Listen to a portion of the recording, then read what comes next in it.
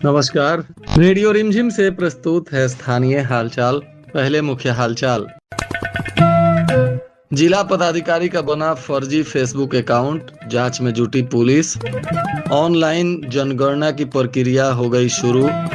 Jail में अहले सुबह पुलिस ने की छापेमारी। गोपालगंज के दर्जन भर लोग विदेशों में हो गए हैं लापता। सविया एयरपोर्ट का हुआ सर्वे और निरीक्षण।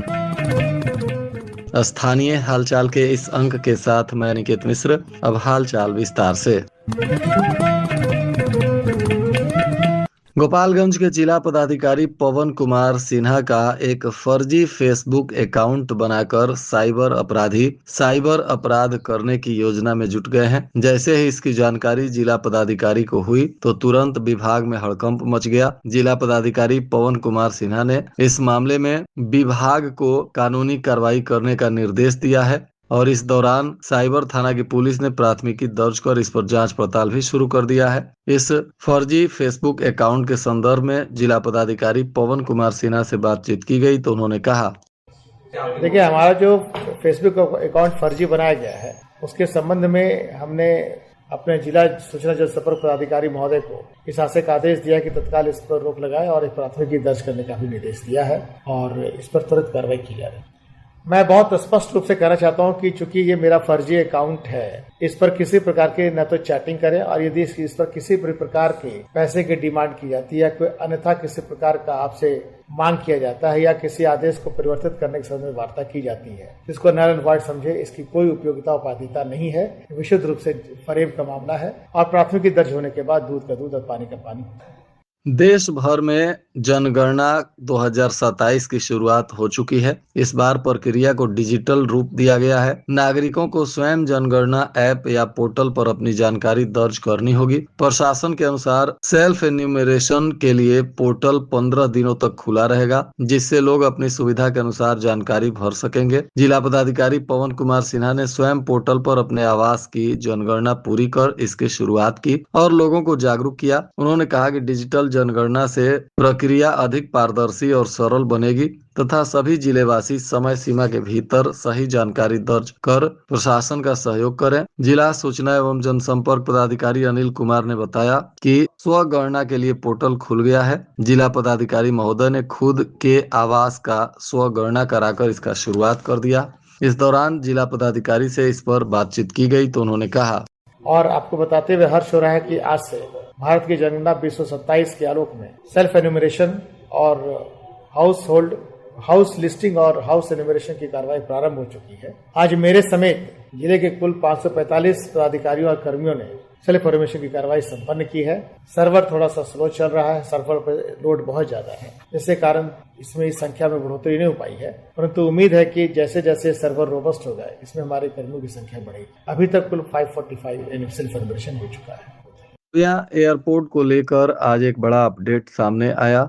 बताया जा रहा है कि यहां भारत सरकार के कई पदाधिकारी आज सविया एयरपोर्ट पर पहुंचे। वहां एक एक बिंदुओं पर सर्वे किया गया और एयरपोर्ट का निरीक्षण किया गया। दरअसल दिल्ली से भारतीय विमान प्राधिकरण की यह टीम आज गोपालगंज पहुंची थी। इस दौरान गोपालगंज के तमाम संबंधित पदाधिकारी भी उनके साथ मौजूद थे। सभी पदाधिकारियों ने एक एक बिंदुओं पर विमान पतन प्राधिकरण की टीम को इसकी जानकारी दी। बताया जा रहा है कि सविया एयरपोर्ट को आगे उड़ान की दिशा में काम करने के लिए एक एक कदम बढ़ाया जा रहा है। आज दिल्ली से पहुंची टीम ने इस बिंदु पर बारीकी से निरीक्षण किया है और अब यह टीम दिल्ली में जाकर अपना रिपोर्ट तलब करेगी और वहां से फिर आगे की रणनीति पर काम होगा। जिस तरीके से दिल्ली से आई टीम ने एयरपोर्ट के संदर्भ में जांच पड़ताल किया, उसको लेकर स्थानीय लोगों में फिर से सविया एयरपोर्ट के उड़ान शुरू होने की उम्मीद जग गई है। गोपालगंज के सांसद डॉक्टर आलोक कुमार सुमन लगातार इस दिशा में प्रयास भी कर रहे हैं और उन्हीं के प्रयास से एक एक बिंदु पर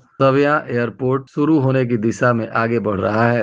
आज जिला पदाधिकारी पवन कुमार सिन्हा ने बताया कि गोपालगंज जिले में लगभग 1 दर्जन से अधिक लोग विदेशों में लापता हैं और उनके परिजन जिला प्रशासन से इसमें सहायता की गुहार लगा रहे हैं। उन्होंने कहा कि जिन जिन लोगों की सूचना उन्हें मिली है वे भारत सरकार से उन लोगों के संदर्भ में आवश्यक जानकारी हासिल करने के लिए सूचना के आधार पर जानकारी दे चुके हैं और अब भारत सरकार ऐसे लोगों की तलाश कर रही है। जिला पदाधिकारी से इस संदर्भ में बातचीत की गई तो उन्होंने कहा, जहां तक प्रवासी परिवारों के और उनके श्रमिकों के परिवार के लौटने का प्रश्न है, इस संबंध में जानकारी देना आवश्यक है कि आज दिनांक 17 अप्रैल 2016 के 2 बजे अपराह्न 2 बजे तक कुल 423 प्रवासी श्रमिक और उनके 77 परिवार यहाँ लौट चुके हैं। कुल मिलाकर 346 प्रवासी श्रमिक है, उनके 77 परिवारजन है, मिला जुलाकर कुल मिलाकर 423 हुआ। यहाँ तक प्रखंड वाइज स्थिति का सवाल है तो मांझा में 44,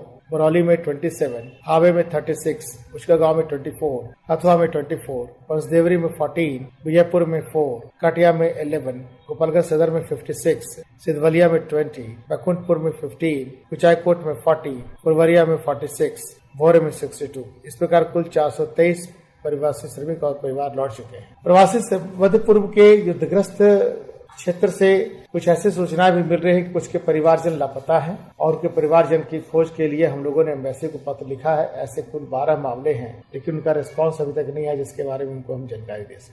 गोपालगंज के मंडल कारा चनावे में आज जिला पदाधिकारी पवन कुमार सिन्हा के निर्देश पर सुबह 4 बजे पुलिस और दंडाधिकारियों ने छापेमारी की। एक सेल और एक वार्ड की तलाशी ली गई। इस संदर्भ में गोपालगंज के सदर अनुमंडल पदाधिकारी अनिल कुमार से बातचीत की गई तो उन्होंने कहा, आज सुबह 5 बजे मेरे साथ सदर SDPO 1 Shri Pandal Kumar, DSP traffic, DSP headquarter, DSP reserve, DSP probationer और लगभग 71 पुलिस बल के साथ हम लोगों ने जो चनावे स्थित मंडल कारा का निरीक्षण किया। निरीक्षण की कार्रवाई लगभग 2-2.5 घंटे चली, जिसमें जेल के सभी वार्ड, सभी सेल, चप्पे का निरीक्षण किया गया। गहन छानबीन की गई। छानबीन के दौरान कोई भी आपत्तिजनक वस्तु बरामद नहीं की गई है। उसका रिपोर्ट हम लोग अपने वरीय पदाधिकारी को समर्पित कर रहे हैं। पुलिस अधीक्षक विनय तिवारी के निर्देश पर पिछले 24 घंटों में 47 लोगों को अलग अलग मामलों में गिरफ्तार किया गया है। बताया जा रहा है कि इसमें हत्या के प्रयास, SC/ST एक्ट और हत्या जैसे जघन्य अपराधों में भी, साथ ही शराब तस्करी और शराब के नशे में भी आरोपियों की गिरफ्तारी हुई है। इन सभी लोगों पर अब पुलिस विधिक कार्रवाई कर रही है। इधर नगर थाना की पुलिस ने गुप्त सूचना के आधार पर हत्या के प्रयास में 3 प्राथमिकी अभियुक्तों को गिरफ्तार किया है, जिसमें एक आरोपी हरेंद्र महतो पिता स्वर्गीय गोरख महतो, दूसरा मूरत महतो पिता हरेंद्र महतो। ये दोनों तिरबिरवा धानुक टोला थाना नगर के निवासी हैं। तो वहीं एक और हत्या के प्रयास में नगर थाना की पुलिस ने प्राथमिकी अभियुक्त समीर आलम को गिरफ्तार किया। यह बसडीला बाजार के शमशाद आलम का पुत्र बताया जा रहा है। इन सभी आरोपियों को आज पुलिस ने पूछताछ के बाद न्यायिक हिरासत में भेज दिया। आज गैस को लेकर जिला पदाधिकारी पवन कुमार सिन्हा से बातचीत की गई तो उन्होंने जिले में गैस, डीजल, पेट्रोल के संदर्भ में आवश्यक जानकारी देते हुए कहा, आज दिनांक 17 अप्रैल 2026 को घरेलू गैस सिलेंडर के उपलब्धता की स्थिति निम्नवत है। IOCL के कुल 26 विक्रेताओं के पास उपलब्ध स्टॉक 8,432 घरेलू गैस सिलेंडर का है। BPCL के 8 विक्रेताओं के पास उपलब्ध घरेलू गैस सिलेंडर का स्टॉक 3,876 गैस सिलेंडर का है और HPCL के 12 विक्रेताओं के पास उपलब्ध गैस सिलेंडर की जो मात्र संख्या है वो 4,339 है। इस प्रकार IOCL, BPCL और HPCL के कुल 46 विक्रेताओं के पास उपलब्ध घरेलू गैस सिलेंडर की जो संख्या है वो 16,647 16,647 गैस सिलेंडर का है। घरेलू गैस सिलेंडर का वजन 14.2 kg होता है, इसका रंग लाल होता है। और जहां तक हमारे नियंत्रण कक्ष में दूरभाष पर आने वाली शिकायतों का प्रश्न है तो सबसे पहले हमारे यहाँ 5 दूरभाष स्थापित हैं नियंत्रण कक्ष में। इनकी संख्या 06156 227 06156 227 उसी का 3 कंटिन्यूएशन नंबर और भी है 227508, 227509 और 227510। यहाँ तक नियंत्रण कक्ष में प्राप्त शिकायतों का प्रश्न है। कुल 5 शिकायतें प्राप्त हुई थी और सभी का निष्पादन कर दिया गया। परंतु कुछ ऐसे क्वेरीज भी आ रहे हैं जो शिकायत के फॉर्म में तो नहीं है, परंतु यह है कि ऑनलाइन बुकिंग में समस्या हो रही है या फिर DAC number, distribution authentication code जो होता है वो नहीं आ रहा है। एक और समस्या इधर कुछ दिनों से डेवलप हुई कि eKYC नहीं हो पा रहा है। इन तीनों समस्याओं के संबंध में रीजनल मैनेजर और सेल्स मैनेजर से बात हुई है। एजेंसियां प्रयासरत हैं इसको सॉल्व करने में, BPCL, HPCL, IOCL, और निकट भविष्य में इसका समाधान निकल जाए। जहां तक हमारे 95 पेट्रोल पंपों में पेट्रोल और डीजल की उपलब्धता का प्रश्न है, तो पेट्रोल की उपलब्धता 5,68,270 लीटर है, जबकि डीजल की उपलब्धता कल के मुकाबले ज्यादा है, 7,130 लीटर है, और प्रीमियम पेट्रोल की जो मात्रा है वो 60,800 लीटर है। यहाँ तक हमारी 17 दल जो बनाए गए थे 10 मार्च को इंस्पेक्शंस के लिए गैस एजेंसी और पेट्रोल पंप के, तो आज 17 टीमों के द्वारा 11 गैस एजेंसी और 6 पेट्रोल पंप की जांच की गई है। कुल मिला के 17 प्रतिष्ठानों की जांच हुई है, और आज तक हुए कुल जांचों की संख्या गैस एजेंसी की 393 और पेट्रोल पंप की जांच की संख्या 337, अर्थात 730 गैस एजेंसी और पेट्रोल पंपों की जांच की जा चुकी है। आज गोपालगंज के सांसद डॉक्टर आलोक कुमार सुमन ने संसद में महिला सशक्तिकरण एवं लोकतांत्रिक समावेशन की दिशा में एक ऐतिहासिक पहल नारी शक्ति वंदन अधिनियम 2023 के संदर्भ में इसका स्वागत करते हुए अपने विचार गरिमापूर्ण एवं स्पष्ट शब्दों में व्यक्त किए। सांसद ने कहा कि यह विधेयक मात्र एक कानूनी प्रावधान नहीं बल्कि भारतीय संविधान की मूल भावना समानता, न्याय एवं सहभागिता का सशक्त प्रतिबिंब है। उन्होंने इस ऐतिहासिक निर्णय के लिए प्रधानमंत्री मोदी के नेतृत्व की सराहना की। उन्होंने कहा कि लगभग 27 वर्षों से लंबित इस विषय को धरातल पर उतारना देश की आधी आबादी को सशक्त बनाने की दिशा में एक निर्णायक कदम है। सांसद ने कहा कि बिहार में महिला सशक्तिकरण के क्षेत्र में किए गए कार्यों का पूरे देश में चर्चा होता है। उन्होंने कहा कि मुख्यमंत्री नीतीश कुमार जी के नेतृत्व में जिस तरीके से महिलाओं के संदर्भ में काम हुआ है वह देश के लिए रोल मॉडल है। बिहार में पंचायतों एवं नगर निकायों में 50% आरक्षण, सरकारी नौकरियों में महिलाओं की बढ़ती भागीदारी तथा स्वयं सहायता समूहों के व्यापक विस्तार ने महिलाओं को आत्मनिर्भर बनाने में महत्वपूर्ण योगदान दिया है। इधर पुलिस अधीक्षक विनय तिवारी के निर्देश पर पुलिस अधीक्षक के कार्यालय में जन सुनवाई की गई। इस दौरान लोगों की समस्याओं को सुना गया तथा उसे निष्पादित करने के लिए संबंधित पदाधिकारियों को आवश्यक निर्देश भी दिए गए।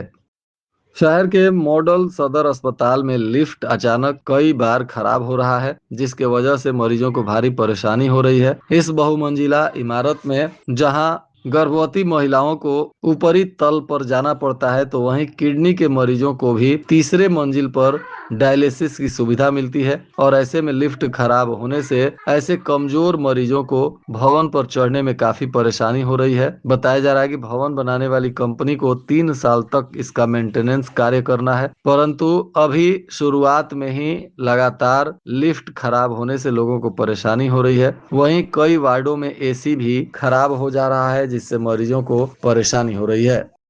जिले के पुलिस पदाधिकारियों को पुलिस अधीक्षक विनय तिवारी के निर्देश पर वैज्ञानिक अनुसंधान करने के लिए उन्नत प्रशिक्षण दिया गया। इसके लिए FSL के वरिष्ठ वैज्ञानिक प्रणव कुमार राय और लाइन DSP सुबोध कुमार के नेतृत्व में सभी पुलिस पदाधिकारियों को प्रशिक्षण दिया गया। दरअसल किसी भी हादसा या दुर्घटना के समय पुलिस जैसे वहां पहुंचती है तो उनको किस तरीके से वैज्ञानिक साक्ष्यों का संग्रहण करना है और वैज्ञानिक दृष्टिकोण से अपराध के उद्भेदन को लेकर कैसे काम करना है, इन्हीं सब बिंदुओं पर वरिष्ठ वैज्ञानिक प्रणव कुमार राय ने पुलिस कर्मियों को प्रशिक्षित किया।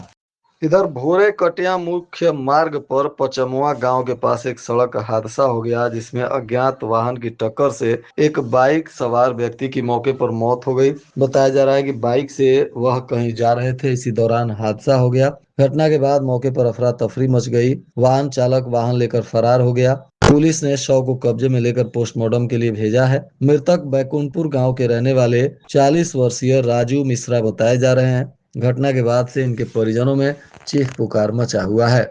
और आज के मौसम का तापमान गोपालगंज में न्यूनतम 26 डिग्री सेल्सियस और अधिकतम 38 डिग्री सेल्सियस रहने की संभावना है। अंत में मुख्य हालचाल एक बार फिर। जिला पदाधिकारी का बना फर्जी फेसबुक अकाउंट, जांच में जुटी पुलिस। ऑनलाइन जनगणना की प्रक्रिया हो गई शुरू। जेल में अहले सुबह पुलिस ने की छापेमारी। गोपालगंज के दर्जन भर लोग विदेशों में हो गए हैं लापता। सविया एयरपोर्ट का हुआ सर्वे और निरीक्षण। इसके साथ ही रेडियो रिमझिम से प्रसारित स्थानीय हालचाल का यह अंक समाप्त हुआ। नमस्कार।